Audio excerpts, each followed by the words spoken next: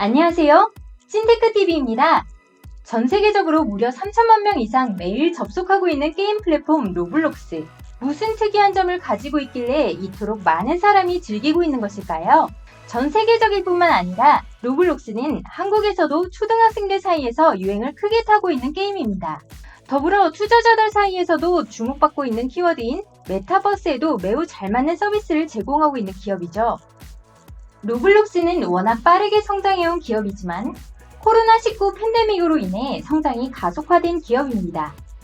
사람들이 사회적 거리두기 때문에 밖에 나가지 못하니 많은 사람들이 신규로 로블록스를 즐기기 시작했다고 보여집니다. 로블록스는 3월 10일 뉴욕 증권거래소에 상장될 예정이며 종목 코드는 RBLX로 거래될 예정입니다. 르네상스 캐피탈에 따르면 가장 최근 펀딩 라운드인 시리즈 H의 가격대로 상장이 될 경우 주당 45달러의 상장이 예상되며 예상가로 로블록스의 시가총액을 291억 달러로 시작할 수 있다고 보도했습니다.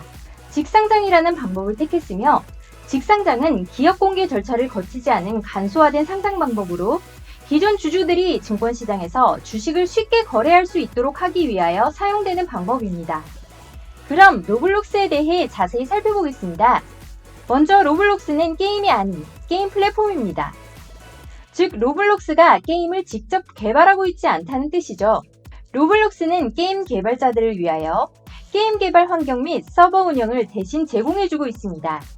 개발자들은 몸만 와서 로블록스 스튜디오라는 프로그램으로 게임을 개발하면 서버 운영도 로블록스가 대신해주는 것이죠.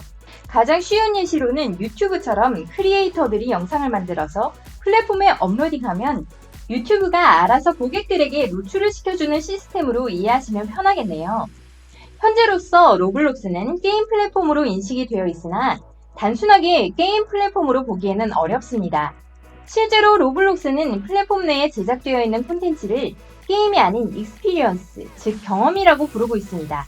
유저들끼리 대화 및 교류가 가능하기에 SNS 성격을 갖고 있으며 현실 세계의 물리법칙들이 적용된 가상 시뮬레이션 역시 제작할 수 있어 교육용으로도 활용이 가능합니다. 연결되는 키워드로는 메타버스가 있겠으며 최근에 굉장히 유행을 타고 있는 투자 테마이기도 합니다. 간단하게는 가상세계 또는 디지털 사회를 뜻하고 있죠. 디지털 세계에서 유저들끼리 현실과 비슷하게 교류한다는 특성을 가집니다. 현재 세계에서 친구를 만나려면 이동을 해야 한다는 물리적인 제약이 존재하는 반면 메타버스에서는 그런 제약이 존재하지 않게 되죠. 미래에는 재택근무를 하며 가상세계로 출근을 하는 것이 대중화될 것이라고 예상되고 있다고 합니다. 여러 방면에서 로블록스는 메타버스의 성격에 가장 잘 맞는 서비스 중 하나라고 회자가 되고 있습니다. 메타버스는 단순한 아이디어가 아닌 실제 세계에서 변화를 보이는 중입니다. 2020년 4월 23일 트래비스 스캇이라는 가수가 포트나이트 게임에서 온라인 공연을 진행했었는데요. 당시 공연을 보기 위하여 접속한 유저들이 총 1200만 명이었다고 할 정도로 굉장한 반응을 보였습니다. 이 외에도 와이어드의 기사에 의하면 취업 면접, 생일 파티까지도 게임 플랫폼 내에서 실제로 진행이 되고 있다 할 정도로 메타버스가 우리의 삶에 빠르게 침투하고 있습니다. 최근 한국에서도 메타버스를 굉장히 흥미롭게 사용한 사례가 있었습니다. 바로 순천향대학교에서 2021년도 신입생 입학식을 가상세계에서 라이브로 진행을 했습니다. 가상현실 세계에서 총장의 인사말을 듣고 담당 교수 및 동기들과 인사를 나눴다고 합니다. 로블록스의 비즈니스 모델을 살펴보겠습니다. 기본적으로 로블록스는 로벅스라는 인게임 화폐를 판매함으로써 돈을 벌고 있습니다. 게임을 즐기는 유저들이 로블록스로부터 로벅스를 결제하고 다양한 로블록스 게임들에서 희귀한 아이템, 아바타, 시장 아이템 등을 구매하는 데에 로벅스를 사용할 수 있습니다. 게임 개발자들은 로벅스로 결제를 받음으로써 수익을 창출할 수 있게 되는 것이죠.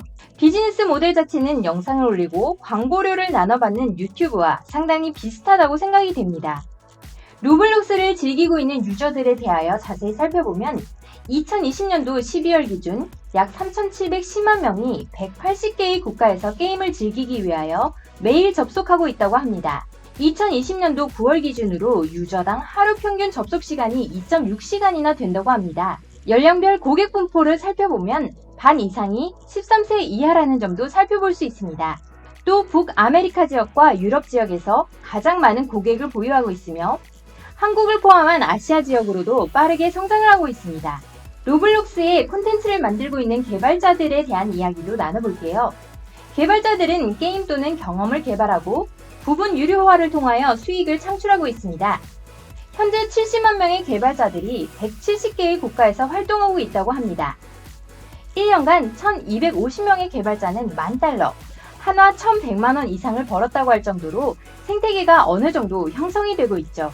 게임 내에 유료 아이템이 판매되면 결제된 로벅스의 70%를 전달받는다고 하며 나머지 30%는 일종의 수수료 개념으로 빠져나가죠. 그리고 로벅스를 달러로 교환할 때는 1로벅스당 0.0035달러로 환전을 해주고 있습니다. 유저들이 로벅스를 결제할 때는 1로벅스당 0.01달러를 지급해야 한다는 것을 생각하면 수수료가 상당히 높게 책정이 된다는 점을 알 수 있습니다. 사실 이러한 높은 수수료는 로블록스의 비즈니스 모델 때문이라고 볼 수 있습니다. 먼저 로블록스는 순전히 로벅스를 판매한 대금으로만 수익을 창출하고 있으며 크게 4가지 영업비용들이 발생하고 있습니다. 먼저 결제 수수료가 존재하며 애플, 플레이스토어 등을 통하여 고객들이 결제할 경우 30%를 수수료로 지불하게 됩니다. 이 외에도 카드 결제 수수료, 타 플랫폼 수수료 등 여러가지 결제 비용들이 존재하게 되죠. 또 로블록스는 게임 서버를 개발자들을 대신하여 운영해주고 있기에 서버 운영 비용도 영업비용으로 잡힙니다. 로블록스를 즐기는 사람들이 많아질수록 당연히 서버 증설을 해야 하며 서버를 유지하기 위한 비용도 지속해서 발생하게 됩니다. 로블록스의 플랫폼 자체를 개발하고 유지하는 데에 직원을 고용해야 하기 때문에 인건비 역시 발생합니다. 이러한 비용을 일단 지불하고 남는 돈에서 게임을 개발한 개발자들에게 돈을 지급해야 하고 당연히 로블록스도 기업이기에 수익 창출 역시 해야 합니다. 이러한 구조상 비용들 때문에 개발자들에게 높은 비율로 환전을 해주지는 못하는 것이죠. 그럼 로블록스의 성장 전략에 대해 알아보도록 하겠습니다. 로블록스는 크게 3가지의 성장 전략을 내세우고 있는데요. 가장 먼저 고객 연령층을 확대하는 데 지속해서 노력하고 있습니다. 앞에서도 언급한 것처럼 로블록스를 즐기는 유저 중 13세 미만의 비율이 현저히 높습니다. 전체 연령 대비 게임을 즐기는 성인의 비율이 그만큼 낮다는 것이죠. 로블록스는 결국 결제를 기반으로 수익을 창출하고 있기에 구매력을 갖춘 어른들을 플랫폼으로 얼마나 유입할 수 있는지가 기업 성장에 매우 큰 영향을 줍니다. 또 지역적으로 확장하는 데에도 노력을 하고 있습니다. 이미 180개의 국가에서 서비스하고 있지만 현지화 작업은 아직 완벽하지 않습니다. 다양한 언어를 지원하는 서비스를 개발하고 있다고 하죠. 이 외에도 글로벌 유저들끼리 소통할 수 있게끔 자동 번역 기능 역시 제공하고 있습니다.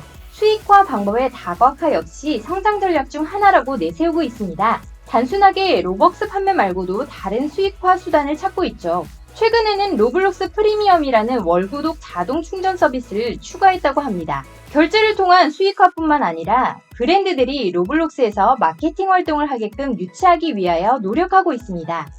로블록스의 전체적인 재무도 살펴보겠습니다. 매출부터 보면 2019년도에는 18년도 대비 56% 성장, 2020년도에는 19년도 대비 82% 성장했습니다.